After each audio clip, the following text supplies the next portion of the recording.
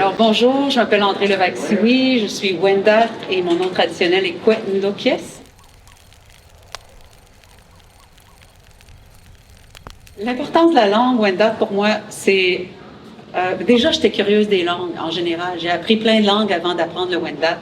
C'est un retour aux sources, c'est un retour pour faire le lien avec les anciens, avec ma grand-mère qui ne l'a même pas appris elle-même, parce que ça fait plus que 150 ans que la langue Wendat est perdue.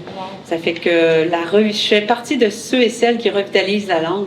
La revitalisation d'une langue, ben, c'est découvrir, ouvrir un coffre au trésor, puis on découvre la vision du monde. On a 15 pronoms personnels, on en parlait tantôt. 15 pronoms personnels en Wendat. Pour témoigner par exemple, le deux, toi et moi, c'est un pronom. Le deux exclusif qui est moi et un autre, puis le tous. Donc, il y a beaucoup de nuances dans la langue. C'est une langue descriptive aussi. Donc, l'importance de la langue, c'est de retrouver la vision du monde, la vision du prendre soin. Un mot tout seul n'existe pas en Wendat, il faut qu'il soit relié. Si je parle de ma sœur ou de mes sœurs, je vais nommer la personne en premier. Je vais dire « elle est ma sœur ». Non, c'est pas ma sœur aînée, c'est « elle est ma sœur ». Puis si moi, je suis l'aînée d'une autre, je vais dire « je suis sa sœur ». Donc, il y a toute cette vision-là qui se tient dans la langue.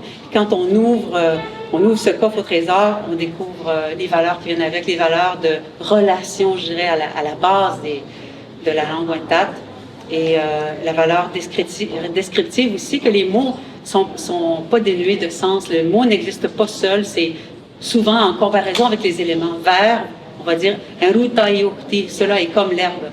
Pour dire bleu, c'est pas bleu tout seul qui veut rien dire, mais c'est comme le ciel. Tout est verbe en Wendat aussi. C'est qu'il y a beaucoup de mouvements, des verbes, c'est ça, plus d'état, des verbes d'action, mais tout est relation par le cœur qui est le verbe. Les langues polysynthétiques, il y a des préfixes, il y a des suffixes.